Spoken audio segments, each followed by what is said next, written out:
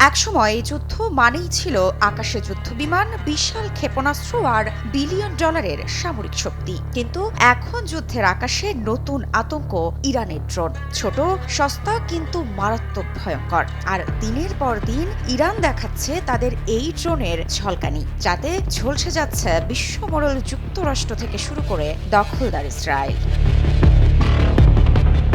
যে দেশটি বছরের পর বছর পশ্চিমা নিষেধাজ্ঞায় ঘেরা ছিল, সেই দেশই আজ মধ্যপ্রাচ্য থেকে ইউরোপ পর্যন্ত সামরিক কৌশলের সমীকরণ বদলে দিচ্ছে। এই অবস্থায় প্রশ্ন একটাই, কিভাবে কয়েক দশকের মধ্যেই ড্রোন প্রযুক্তিতে সুপার পাওয়ার হয়ে উঠল তেহরান?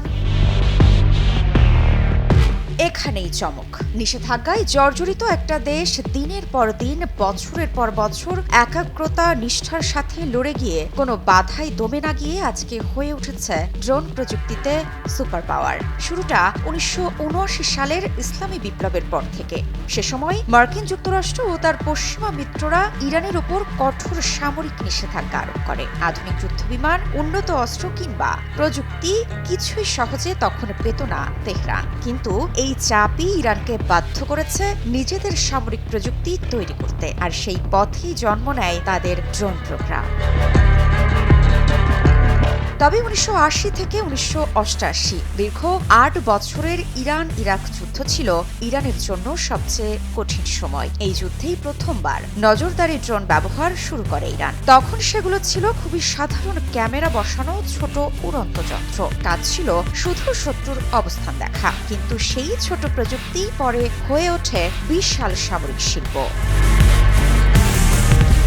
ইরানের ড্রোন প্রোগ্রামের বড় অংশ পরিচালনা করে আইআরজিসি। এই বাহিনী বহু বছর ধরে গোপনে ড্রোন প্রযুক্তি উন্নত করেছে। তাদের গবেষণাগার থেকে বের হয়েছে নজরদারি ড্রোন, আত্মঘাতী ড্রোন, দীর্ঘ পাল্লার হামলা ড্রোন, যা এখন মধ্যপ্রাচ্যের যুদ্ধক্ষেত্রে বড় ভূমিকা রাখছে। একই সাথে এই সস্তা ড্রোন নামাতে বিশ্বমোড়ল যুক্তরাষ্ট্রকে ব্যবহার করতে হচ্ছে মিলিয়ন ডলারের প্রযুক্তি।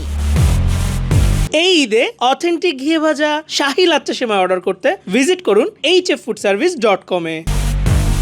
ইরানের সবচেয়ে আলোচিত অস্ত্রগুলোর একটি হলো শাহেদ 136। এই ড্রোনকে অনেকেই বলেন উড়ন্ত কামিকাজে, কারণ এটি সরাসরি লক্ষ্যবস্তুতে গিয়ে বিস্ফোরিত হয়। প্রায় 2000 কিলোমিটার দূরত্বের লক্ষ্যবস্তুতে আঘাত হানতে পারে। কম খরচে দ্রুত তৈরি করা যায়, একসাথে শত শত ড্রোন ব্যবহার করা সম্ভব। আর এই কৌশলকে বলা হয় সোয়ার্ম অ্যাটাক, যেখানে একসাথে অনেক ড্রোন পাঠিয়ে শত্রুর প্রতিরক্ষা ব্যবস্থা ভেঙে দেওয়া হয়। ইরান শুধু নিজের ড্রোন বানায়নি, বরং আঞ্চলিক মিত্রদের কাছেও প্রযুক্তি পৌঁছে দিয়েছে, যেমন হিজবুল্লাহ, হুতি।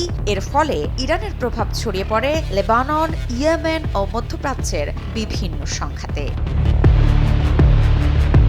ইরানের ড্রোন কৌশলের সবচেয়ে বড় শক্তি হলো কম খরচে বড় ক্ষতি করা। একটি আধুনিক যুদ্ধবিমান তৈরি করতে যেখানে শত কোটি ডলার লাগে, সেখানে কয়েক হাজার ডলারের ড্রোন দিয়েই বড় সামরিক ঘাঁটি বা গুরুত্বপূর্ণ অবকাঠামোতে আঘাত করা সম্ভব।